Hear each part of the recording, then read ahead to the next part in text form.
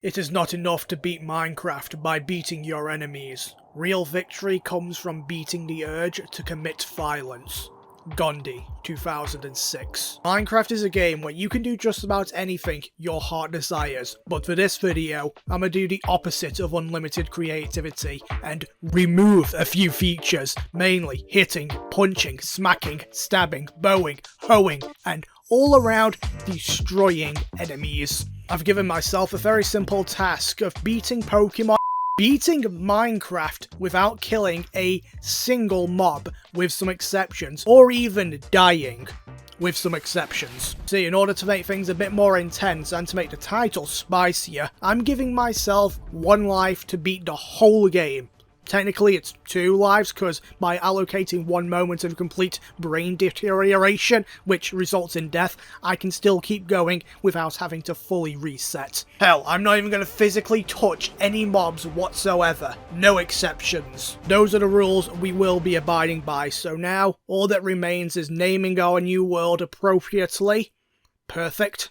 Let us beginning the least violent quest in the history of Minecraft. Upon entering the world, I instinctively did what every Minecraft player does. Ran a bit, chopped some wood, made a crafting table, created an axe, had a moral debate on whether the rules apply to non-hostile mobs like this pig, and harvested some seeds. Yes, for the sake of keeping a semblance of respect for this challenge, and because it makes the video better, we are now vegan. And that leads us to the common problem all vegans face. Not starving to death. Yeah, not the best plan, because while we were planting more seeds and building our little hobbit home in the side of a mountain, the food meter was getting lower and lower. The only reason I didn't become past tense was because I found some delectable rotten meat on the ground, and ate it. Given it was the big square in the sky that killed this zombie, not me, this is fair game. Now, as much as I love punching grass and waiting for said grass to grow into wheat, I was significantly happier when I finally got the bread. And when I consumed my first loaf, the spoils of victory against the wheat infused me with determination to continue my dominance into a mostly vegan diet.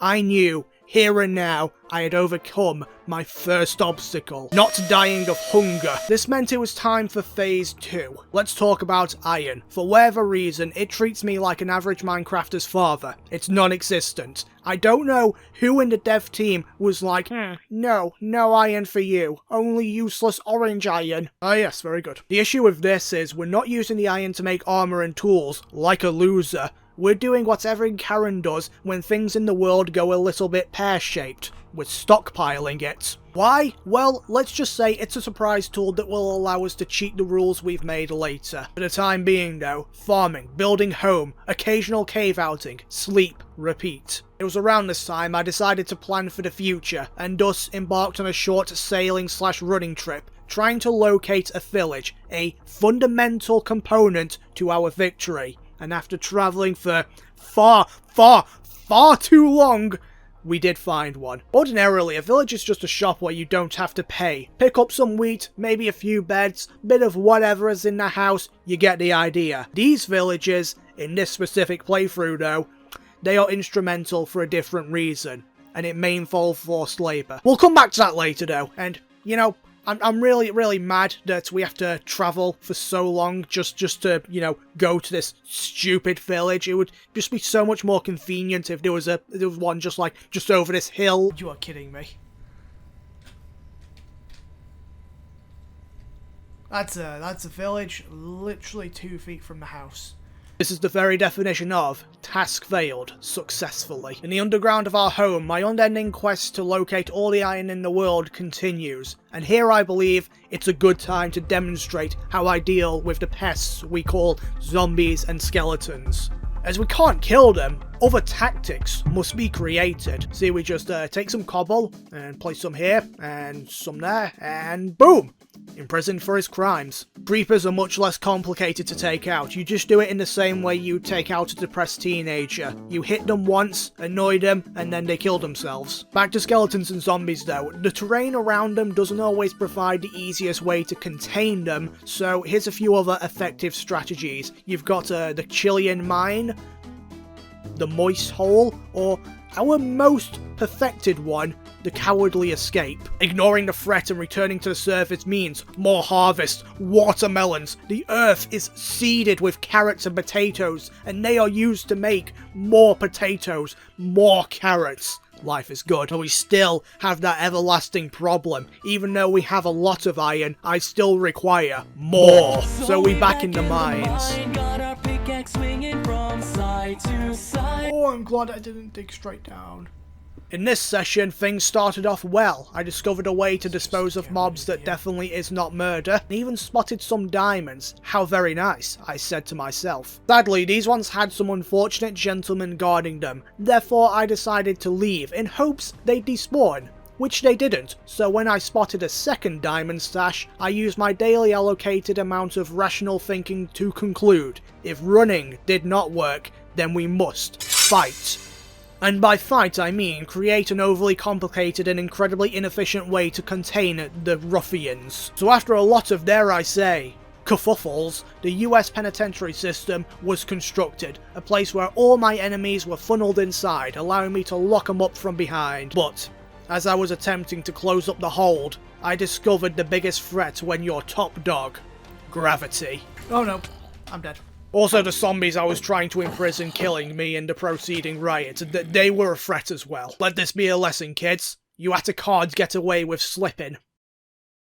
Now, as I said in the beginning, we're allowed one death, so the challenge keeps going, but I'd very much be lying if I said falling into a pit of zombies was how I expected to lose my one and only life. We've got a lot of very irritating things ahead of us, and not having a safety net is unideal. Honestly though, almost wasn't an issue. In my race to get my stuff back, like the noble headless chicken, I was running directionless, not knowing where to go, and in pure panic, almost lost my last life. Eventually though, the smarter part of my brain prevailed, and we returned home empty-handed. This music does not feel appropriate to my current mood. As I returned, I did what I always do. I buried my sorrows in the wheat fields. Here I stand, having lost everything. Only the grain to comfort me. But there's no reason in dwelling on the past, so I picked myself up and continued. It should be clear by now, all I care about is iron and maybe diamond. So naturally, I returned to where I thought I died, because that did have a sexy amount of resources. I was very much wrong. Not only about the resources, but also where I died. This was very much not where I died. Let me just, give you a quick overview. I've not played Minecraft in a while, so when I fell into this nightmare, it caught me a bit off guard. I'm running. Over here. Back to my safety corner. Here.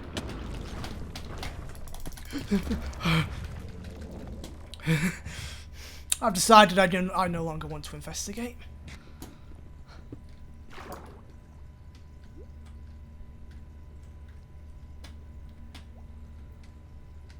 Oh, no, I've made a mistake here. No. No.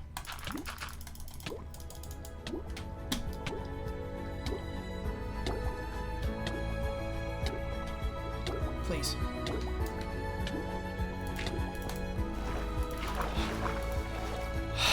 Oh my god! Anyway, a few more mining endeavours later, and finally, I am thinking, it's time to begin Phase 3.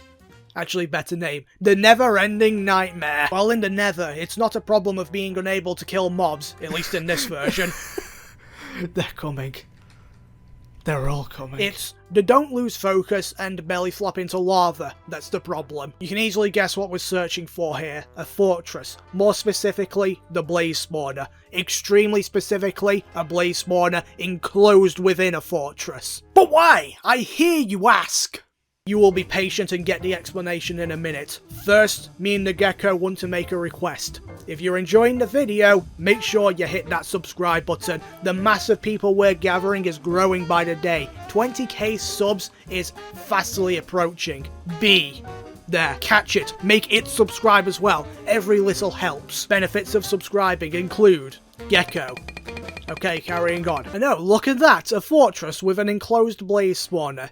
How convenient. The pieces have been set, and it is now my move. To keep up with the illusion of professionalism, I create a small base inside the Nether Fortress, housing a second portal. This will allow us to facilitate safe passage between my overworld main base and the Nether base. This transport link will carry the blocks used to build a weapon that will defeat the Nether. I believe it's time to reveal Minecraft's greatest invention and the key to my success. Forced labour. As you know, blaze rods are essential for completing the game, and the only way to get them is by killing blazes. Problem is, that's a big no-no here. The gravity of this situation cannot be ignored, but if there's one thing I'm good at, it's bending the rules of reality. Introducing the Iron Golem, born through an unholy union of 4 iron blocks and a pumpkin, famous for defending villages and dying in speedruns. This guy right here will be fighting blazes. Like the noble Romans, I've created a colosseum around the blaze spawner, so when blazes come in, a battle is forcibly fought. The wall keeps all our enemies and allies contained within a small area, making fights much shorter and easier for the Iron Golems, who will be doing the killing of the blazes. Not me. As much as I hate addressing it though, this is where the technicality I mentioned at the start comes in. I will be hitting the blazes with snowballs. For whatever reason, when an Iron Golem kills a blaze all on its own, nothing drops. No XP, no blaze rod, no fun. The snowballs do minimum damage, so all we're really doing is fixing a small bug with ingenuity and violence, not cheating. Big difference. During what I'll call the process, we had a few hiccups, a few fires, a few avoidable golem deaths, but eventually, we get things into a nice little, dare I say, rhythm.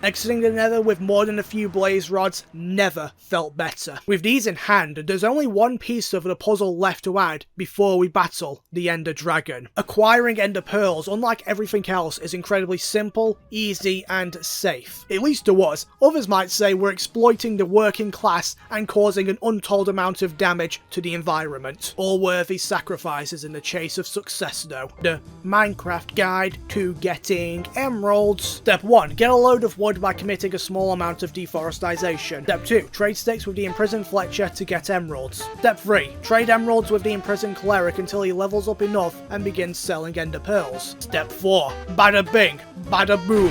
Ender Pearls are in our inventory, and it's just that easy. Also, and this was much later on, I did end up grabbing a Protection 2 diamond chestplate, Unbreaking 2 diamond leggings, and diamond boots with feather falling free. Those last ones are probably the most important. Here's the thing, zombies, skeletons, they're not really an issue for the most part anymore. The real threat that's going to commit the aftermath of Sharp Metal Poke is that bitch Isaac Newton and the Ender Dragon. If there's one thing the Ender Dragon loves, it's yeeting you into the air and letting gravity do all the work. Can you imagine that? Getting someone else to kill for you.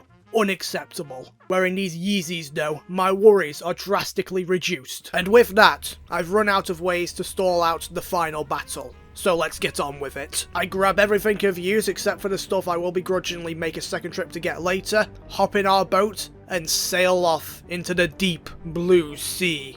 Eventually, the shallow blue sea, and after that, a green forest, followed by a giant-ass hole in the ground, then finally, the beginning of my descent into anger and hatred for these broken Ender Eyes. Okay, I don't want to hear any arguments here. These things right here, they suck. They don't work. Look where I'm standing right here, right now. So, the stronghold is below us, right? Keep that in mind, the stronghold below, lower. Why does the Ender Eye go up? Look at this, look at what I was doing. I was cutting out holes in this cave like a goddamn dwarf. Just... Upon entering the stronghold, I began searching not only for the portal, but anything else that could provide a tactical advantage. However, all I could actually come up with was a library, so I did what any respectable Roman would do and completely destroyed it. But hey, now the enchanting table is powered, so it was worth it. That is a complete and utter lie. It was entirely worthless to enchant my stuff, because all I could really do was the pickaxe, and that didn't really change the outcome of the final fight. But I do have two other little tricks I've been preparing. The first one being potions. Now, only speed and health can be made because the others require effort, so that's all we're sticking with there. The other one, though, my secret weapon is gold. As you may have already put together, stray pieces of gold lying around mean absolutely nothing, but like the karate skittles, when they all come together, it makes something beautiful. Gapple, Gapple, I'm making a Gapple so that I do not die. Here we go! Huh? What? That's God Apple, right? What have they... Wait, what? Why must everything fun in my life turn into disappointment? Fine, we'll make the normal golden apples. See if I care. And, that's kind of it, really. We've grown the food, traded for the armor, brewed the potions, and most importantly, I practiced my MLG water bucket. Oh yeah, we're ready. Okay, I can't really stall anymore, so I won't. We are going into the end.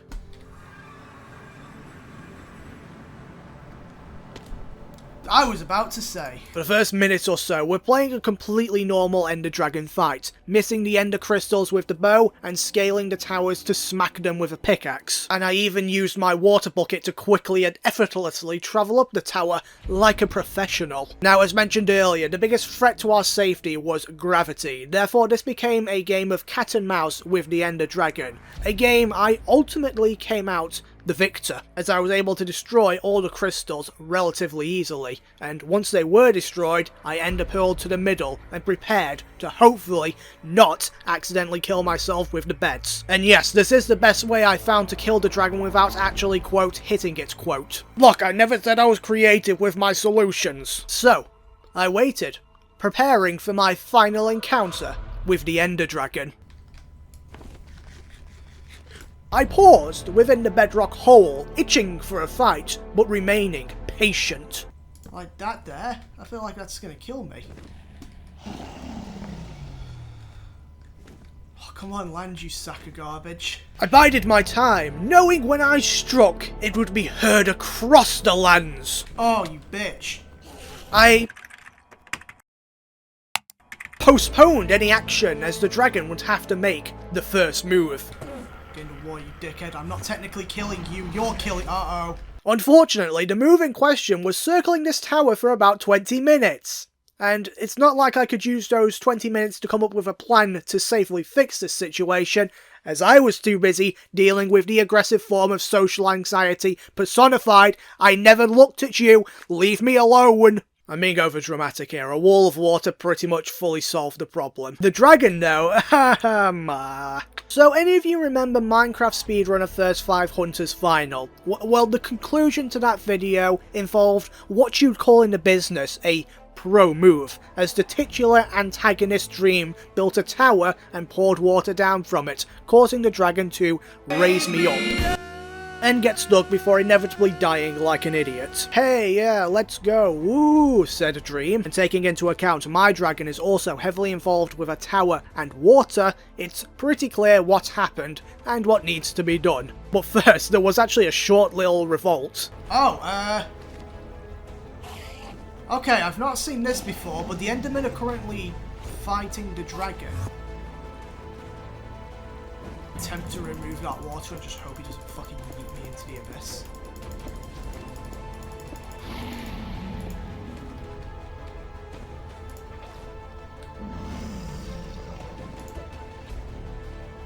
There's no water, dude. Come on. Just break free. I know you can do it. I have faith in you. Oh. Oh. Oh, I think he's fixed. Oh, he's going to land. Nice. So the head's there, so I put that there. That did a fucking lot of damage. Like, yeah, we didn't die, but that is a lot of fire, and the Endermen were not too keen on feeling sympathy. The problem with the Endermen actually started becoming significantly worse, to the point where I had to invoke the power of global warming and turn everything around me into water. The dragon was none too pleased with this development. Oh no. We gotta go. Our battle very quickly became run around the outside as the fire dispersed in the middle, hop into the cauldron, do some damage with a bed, and run out again when the dragon fired off another shot. We rinsed and we repeated, dodging fire, dodging endermen, dodging the inevitability of being thrown into the air and having to rely on our own skill to win. Oh, toss. No! Oh, I'm very glad I hit an enderman there. Until finally, with my last attempt to take a nap. Right now. Yes! It was done. Through pure skill and full diamond armor and 11 buckets of water. Victory was mine, and I have never technically killed anything except the dragon. And I am very proud to say, aside from that one little slip up we won't talk about, I didn't die a single time. You know what, just to prove it, let's go and check. Let's go and have a quick look at every single one, is what that should say. Okay, right. 2 of those were from bits after where we'd won. I tested the effectiveness of my feather falling boots, and they failed, by the way, very badly. Obviously, they don't count. 1 more was from the allocated death where we made a small oopsie, and I don't remember the other. Where did I die before? That just doesn't make sense. And with that, I've run out of ways to stall out the final battle. So let's get on with it. Topped out at 45%. This meant Dragonite immediately weakened Swampert to high as opposed to Salamence, who had to play a longer game. Focus Punch also absolutely walloped Skarmory, hitting at least in the